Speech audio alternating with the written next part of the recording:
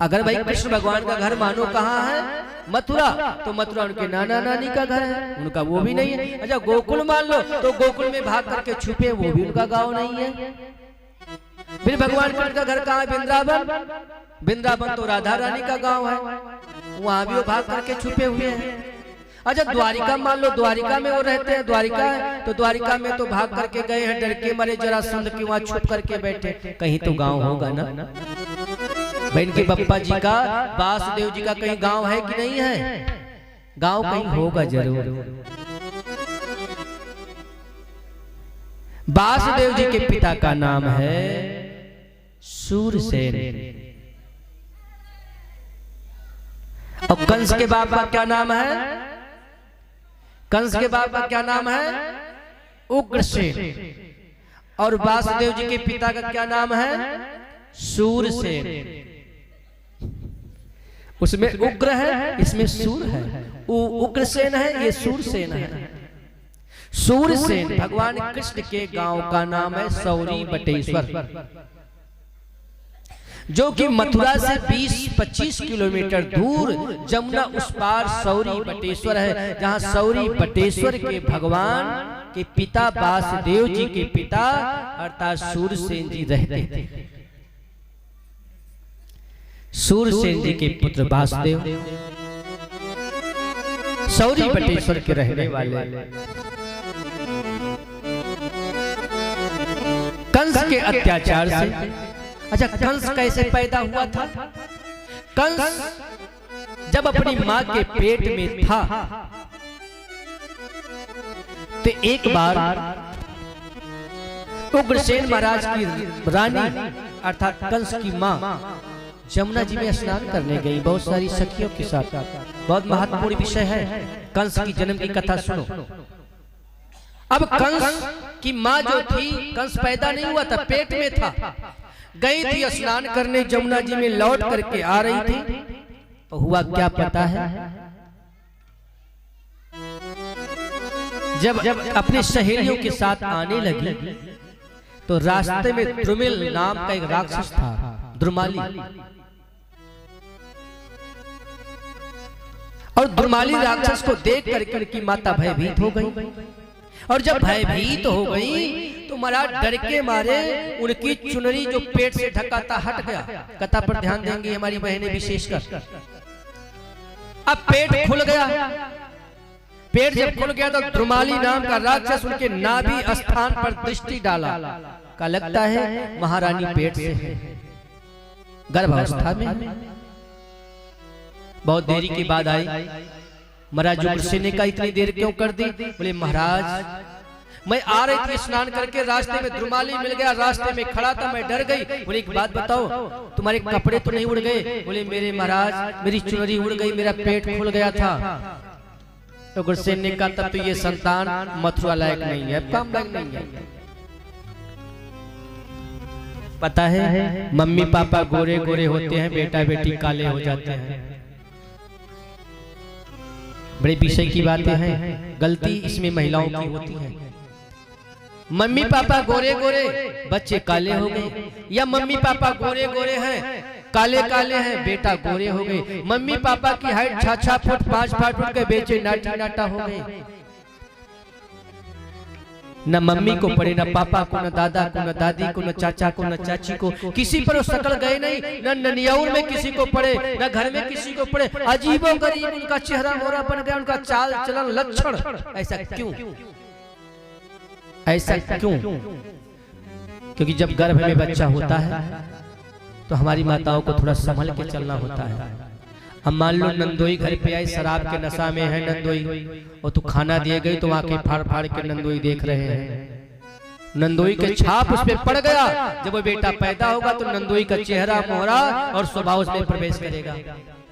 इसलिए हमारे शास्त्र में लिखा है कि जब गर्भ अवस्था हो जाए तो गर्भ अवस्था में पेट को बहुत ढक के रखना चाहिए, पल्लू सर पे ढकना रखना चाहिए। अपना पति, अपना ससुर यानी अपनी फैमिली को छोड़ करके किसी रिश्तेदार के सामने पूरी नजरों से नहीं जाना चाहिए।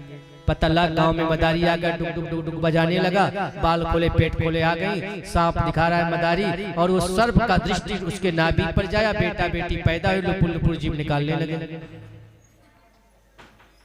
पता लगता है मम्मी पापा गोरे गोरे हैं, कबाड़ी सबाड़ी आए साग सब्जी बेचने भूत की तरह, और सब्जी लेने गए, पल्लू उधर गिर रहा है, पैसा उधर गिर रहा है, और आके फाड़ फाड़ कर देगा, कबाड़ी का छाप पड़ गया।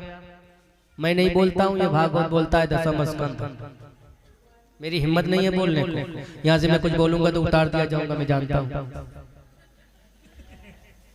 ये भागवत का दशम स्कंद बोलता है। इसलिए जब गर्भावस्था हो तो ये हंसने की बात नहीं है। जरा देखो, कभी कभी वैसा दिखता है, बच्चा अपने घर में किसी को पढ़ता नहीं, मामा मामी को पढ़ता नहीं। चलो हम देखते हैं, बेटी का रिलेशन दो जगह से होता है, नाना नानी मामा मामी, लेकिन वह बच्चा पति को पढ़ सकता है, लेकिन औरों को कैसे पढ़ जाए?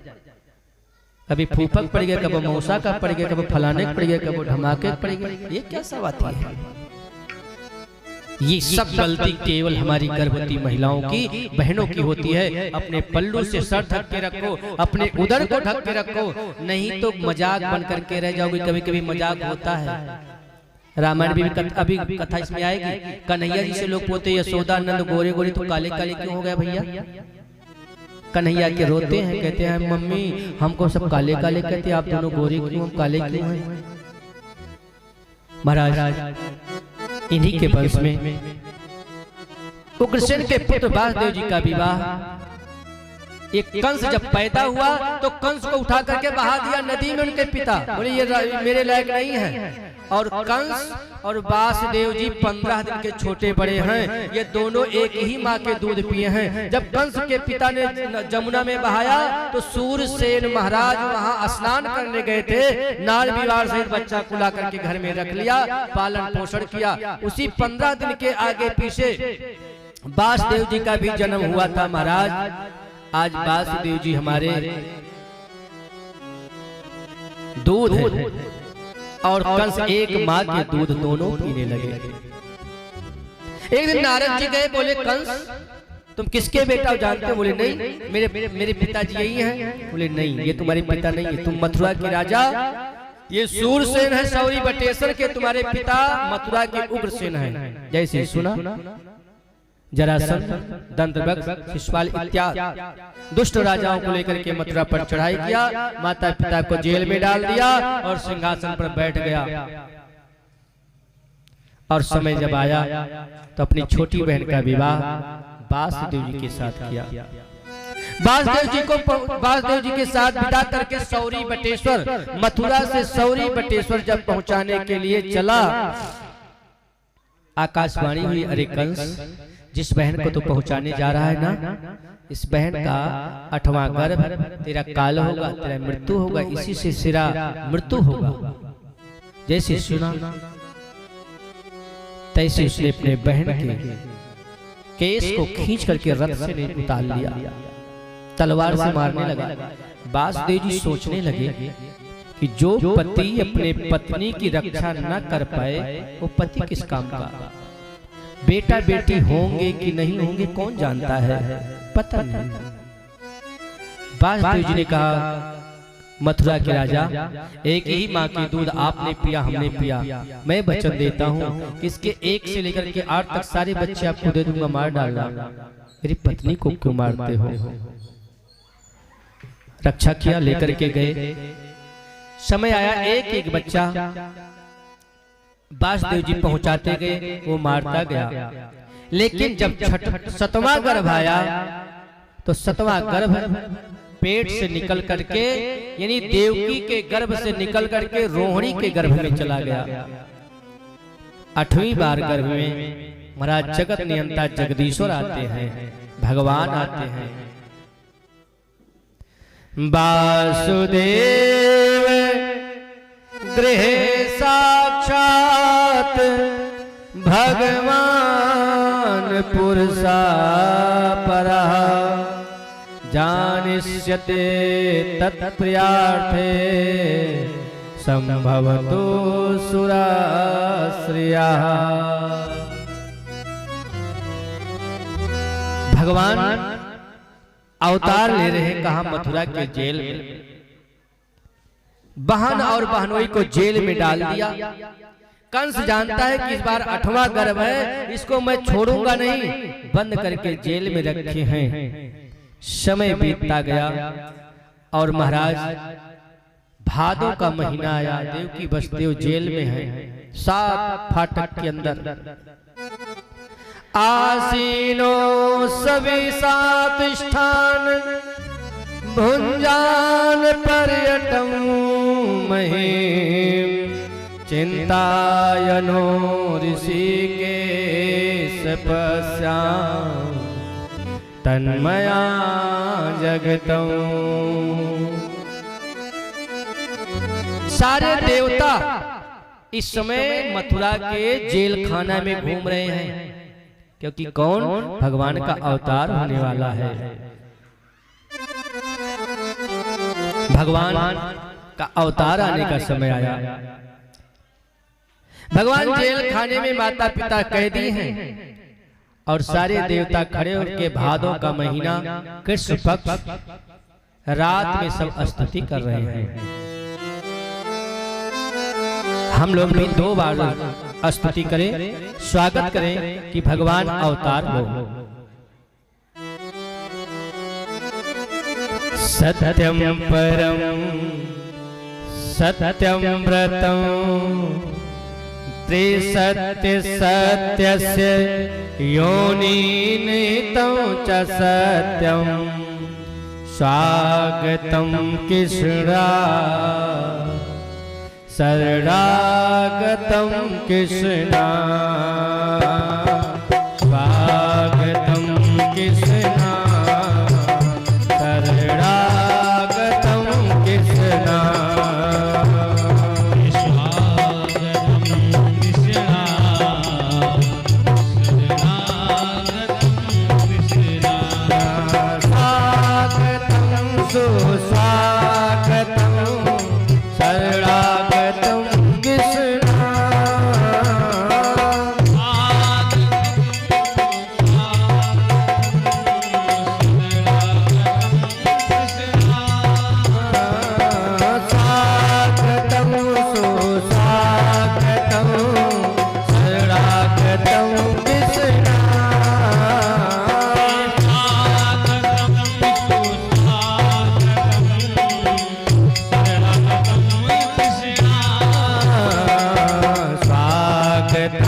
कृष्णा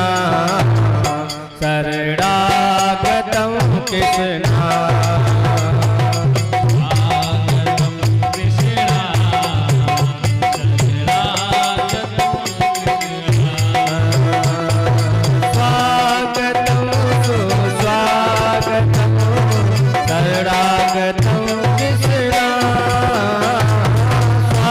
कृष्णा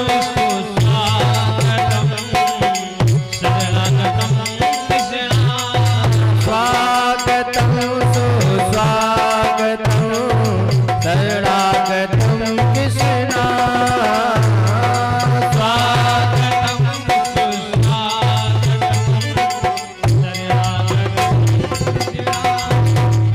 सारे देवता लोग स्तुति करके जब अपने अपने धाम गए, अष्टमी तिथि बुधवार रोहिणी नक्षत्र में भगवान प्रकट हुए। अभी जेल में भगवान प्रकट हुए, माता देवकी सो रही है, कोई देख नहीं रहा है। वासुदेव जी से कहा, भक्त वासुदेव हमें ले जा करके और नंद के यहाँ गोकुल में पहुंचा दो। तुम्हारे मित्र नंद के यहाँ एक कन्या जन्म ली है, उसे ला करके जेल में रख दो। ये राज कोई जान ना पाए, अगर कोई जान जाएगा ना तो हमें मार डालेगा, हम छुप करके रहेंगे। और वासुदेव जी वैसे किए, भगवान को लिए रातों रात मूसलाधार बरसात होती है गोकुल में पहुंचे और गोकुल में ले जाकर के यशोदा रानी के पास लिटा दिए। यशोदा रानी के पास से उस बच्ची को लेकर के मथुरा के जेल में पहुंचे। सारे दरवाजा बंद हो गए, ज्यों का त्यों। वासुदेव जी की समझ में ये बातें नहीं आ रही थी, आखिर ये भगवान बन करके छोटा क्यों बन गए। मन में बार बार बातें, बोले एक बात और सुनो, माता जी से कभी मत बताना कि मैं ये सब काम किया हूँ। भगवान सुबह नंद जी के यहाँ भी यही था कि यशोदा रानी गर्भावस्था में बच्चा होने वाला है। और सुबह नंद जी के भवन में जब ये सूचना मिली, कि नंद रानी ने बालक को जन्म जाया है। बोलिए नंद के लाला की। नंद के घर जब हुआ तो उत्सव होने लगा, आनंद होने लगा। बोलिए नंद के लाला की। अरे नंद घर आनंद भयो, जय कन्हैया लाल की।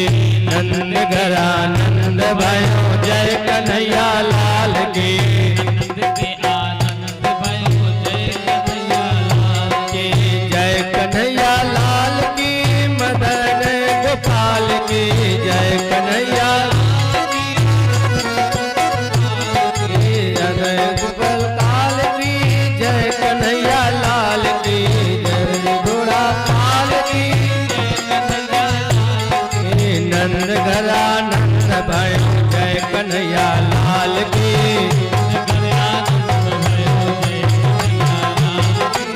नंद जी के घर में महाराज जय जय होने लगा, अति आनंद। बोल नंद के लाला की। नंद जी ने कहा ए भैया नाई लगा दे दुहाई ब्रज में। अब एक दूसरे से पूछे का भयो का भयो का भयो, भैया क्या हुआ? बोले जय हो, नंद के लाला हुआ है, नंद के लाला हुआ है। नंद जी के आंगन में बज रही आज बधाई।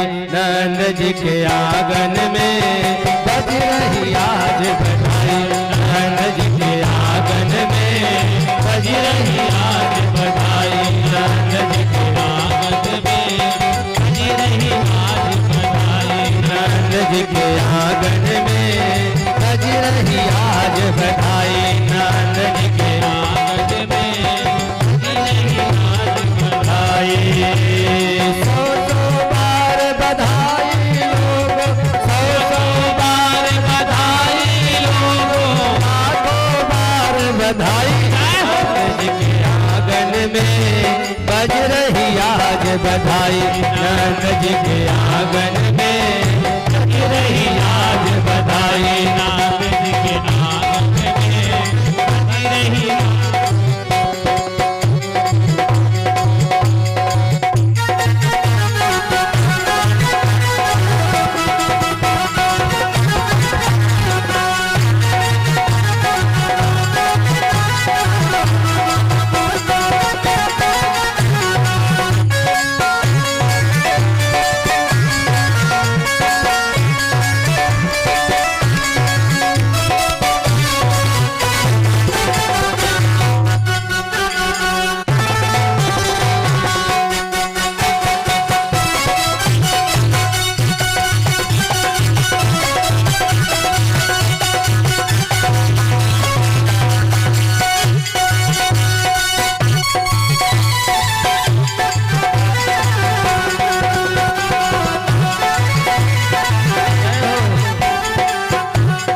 चमत्कार सा हो गया देखो, हो गई बात निराली निराली। चमत्कार सा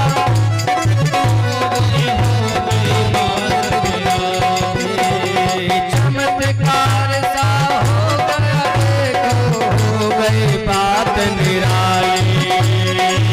चमत्कार सा हो गया देखो, हो गई बात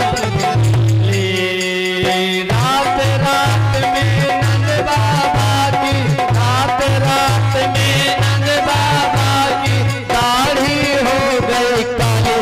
नंद जी के आंगन में बज रही आज बधाई। नंद जी के आंगन में बज रही आज बधाई। नंद जी के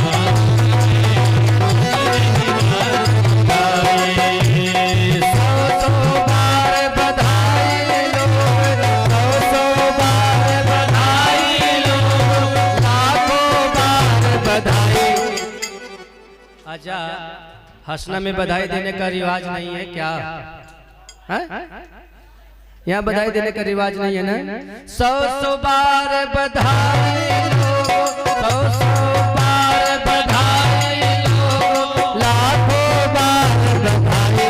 नंद जी के आंगन में बज रही आज बधाई। नंद जी के आंगन में बज रही आज बधाई। नंद जी के आंगन में बज रही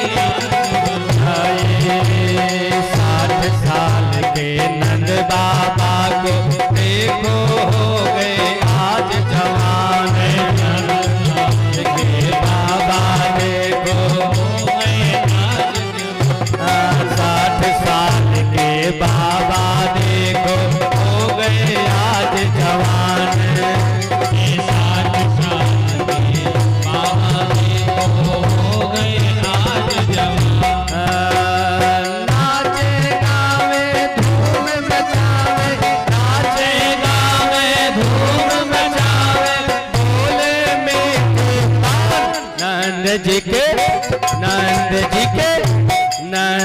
के आंगन में बज रही आज बधाई।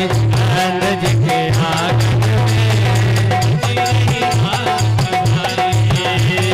100 बार बधाई लोगे, 100 बार बधाई लोगे, लाखों बार बधाई।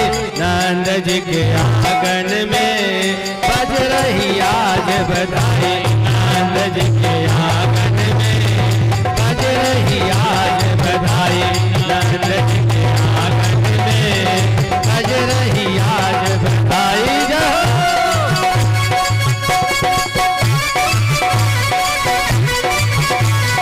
जय हो।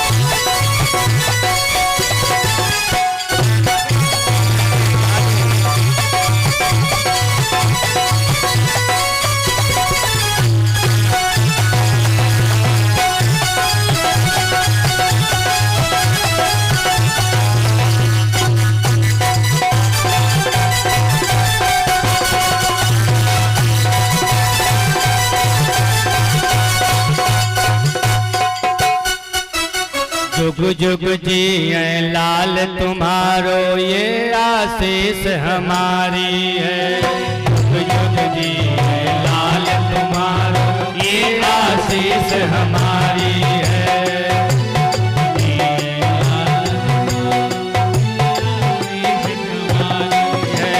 हिल मिल गावे धूम मचावे, हिल मिल गावे धूम मचावे, और बने बनवारे आज नंद आंगन में, के आंगन में बज रही आज बधाई।